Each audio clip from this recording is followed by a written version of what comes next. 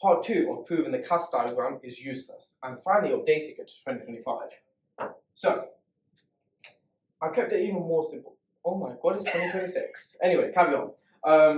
Anyways, I kept it simple this time because we don't actually need to work on the factorizing. I'm assuming you guys are okay with that. So, we have cos x equals root 2 over 2. Therefore, let's go with black. X would be equal to inverse cos root 2 over 2 in radians. Don't forget to switch it in your calculator, which is pi over 4. Now, I've done it with a nice number, mainly because you guys don't need to see me write loads of decimals, but the theory works exactly the same, okay? So, remember, this, from the last part, is a simultaneous equation. We're basically saying that y is equal to cos x, and y is equal to root 2 over 2. Now, if you prefer seeing it as numbers, fine. That's roughly like 0.7, but it doesn't really matter. And you know what, just to make this, no, actually it's fine. And then this is our critical value. So this is what the first answer is going to be. So we need to first draw the graph. Now, drawing a good graph while you're practicing this is important. When you get better, actually, I'll show you what my graph looks like. Now the way I do it is I'll literally just go like this. That's it. When you get better, it can literally just be a little scribble in the corner of a page. As long as there's enough space to do some writing, you're good. But while you're starting, nice and big, nice and obvious. So 2 pi, 0, you don't need to label that one, pi, 2 pi. I don't know why these aren't negatives. There we go. And then 1, minus 1. Your y-axis, your x-axis. Okay, cool. So there's our graph of cos x. Now we need to do root 2 over 2, which is going to be that. So, very obvious. You can see how many solutions there are. 1, 2, 3, 4. Okay? We've got our critical value. Let's bring it down. Pi over 4.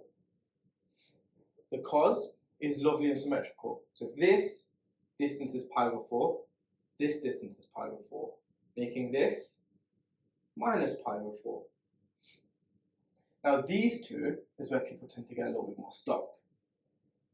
Now, based off the symmetry, we know if we get this, say it's like, for example, 10, then this will be minus 10, okay? So all we have to do is find this one to get this one. Obviously the answer is not 10. So, can we see any symmetry? Can we see something that's going to help us? Well, we know that one period is from here to here, okay? With symmetry being about that point there, which I've just realized I've labeled this graph entirely wrong, so let's fix that. With the symmetry being around this point here, which is pi, or 180. If you need to think in degrees, it's fine, just get in the habit of not doing so. So, by that measure, this distance here is the same as this distance here. This is why it's important to draw a good, accurate diagram. Because this looks ridiculous. That doesn't look like it should be the same.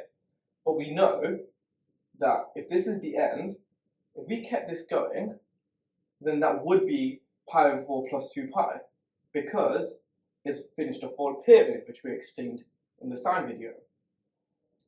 Therefore, it would just be that value, your period value, which is 2 pi, minus pi over 4, which is going to be that. So 2 pi minus pi over 4 is, oh, very not working, 7 pi over 4. Therefore, minus 7 pi over 4. And that's our answers.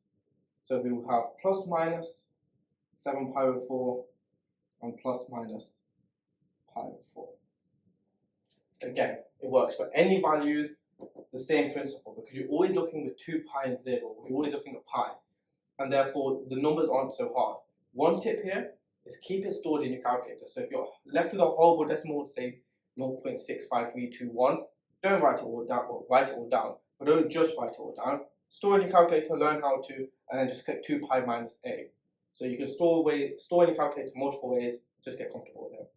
And I'll see you on the tan video.